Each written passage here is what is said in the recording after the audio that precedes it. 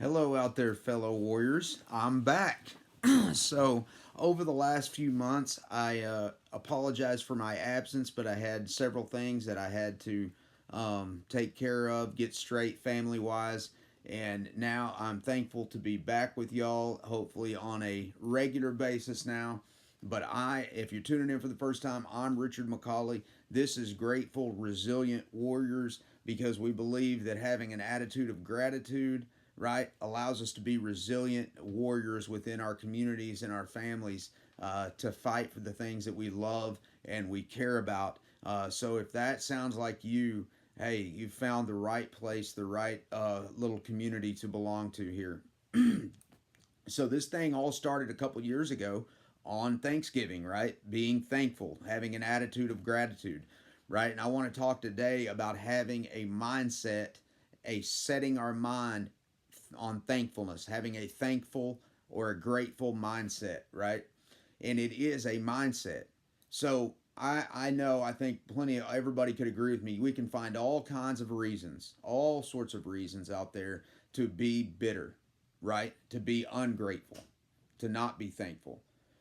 We can find all kinds of reasons to look on the dark side of life or on the downside of life, right? But there are so many reasons to be thankful, but we need a main reason, right? One that causes us, even when things are going wrong, even when things are going south for us, if you will, that we can still have a reason to be thankful. And I discovered that reason about 11 years ago in my life, and it's been so real to me that I can't help but want to share it with those around. So if you're struggling with bitterness and anxiety, even if you're not, right, if you just need some reminder, some encouragement to be thankful on this Thanksgiving day, right?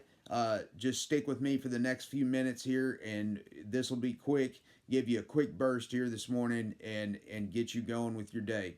All right. So we're going to be in the book of Colossians, right? In the best-selling book in the world over, hands down. Okay, the Bible, right? Or what I believe the word of the living God that can make a change. Now, if what you're doing is working out for you and it doesn't include the Bible, you got everything under control, everything's great in your world, then maybe what you're doing is working. But if not, please stay tuned and because I promise you what I've got is working for me in a major way. All right. So let's talk about this. Colossians, it's in the New Testament, right? Chapter 3, and we'll just start in verse 1. If then you have been raised with Christ, seek things that are above, where Christ is, seated at the right hand of God. Set your minds on things that are above, not on things that are on earth, right? Set your mind on things that are above, okay? This mindset is what's going to produce the gratefulness, right? And it says, if you have been raised with Christ. Because if you have not been, quote unquote, raised, what does that mean, raised?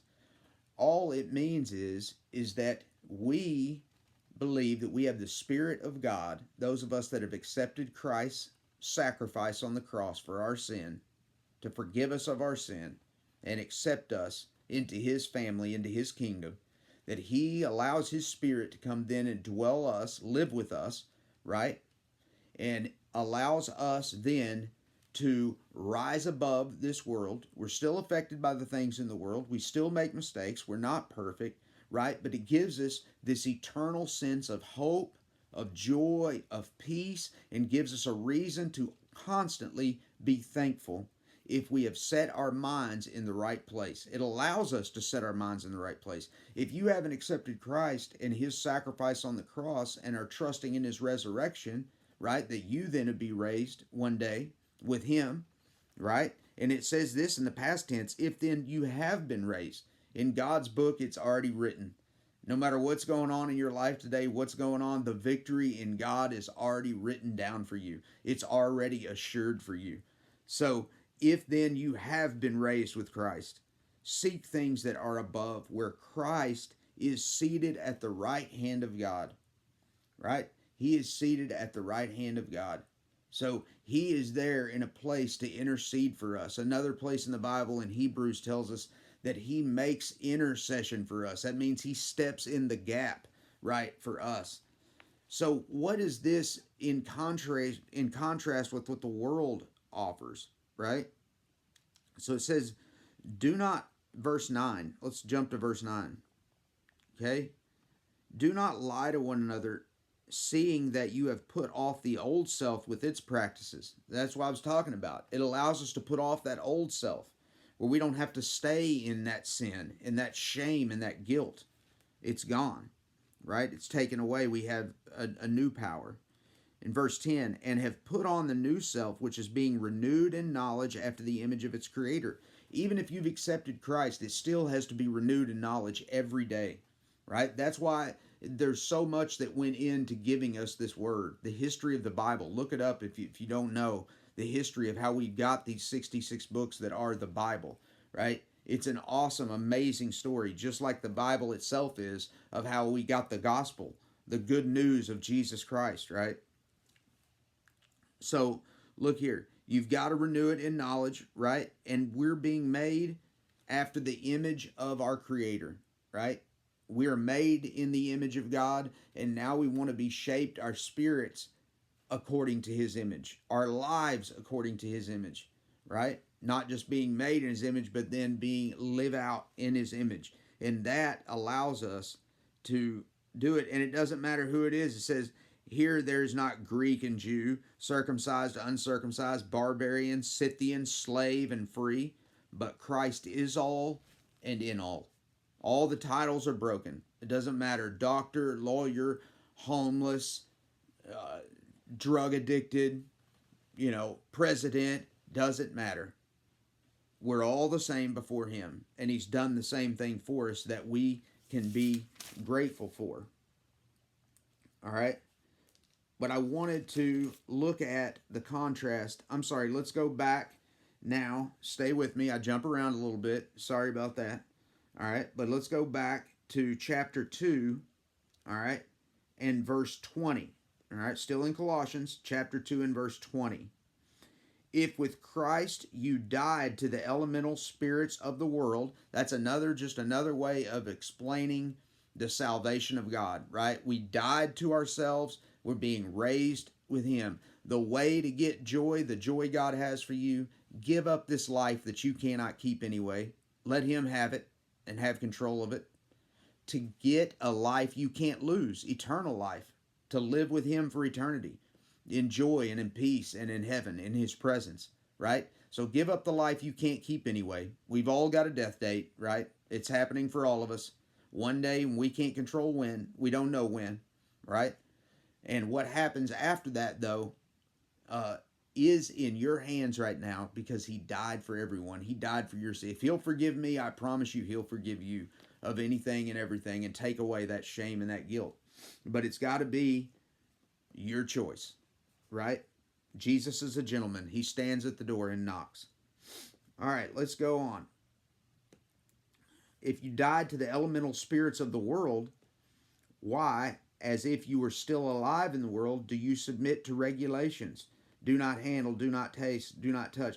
People were trying to put rules on the gospel, is what he was talking about, right? According to human precepts and teachings.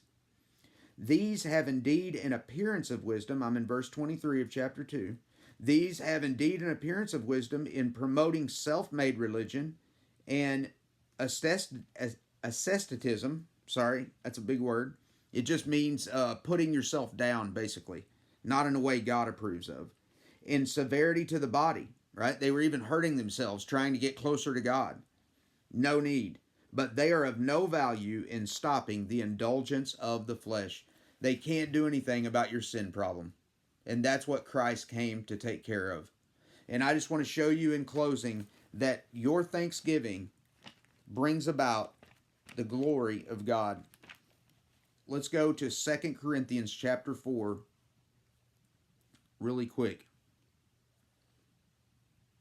2 Corinthians chapter 4.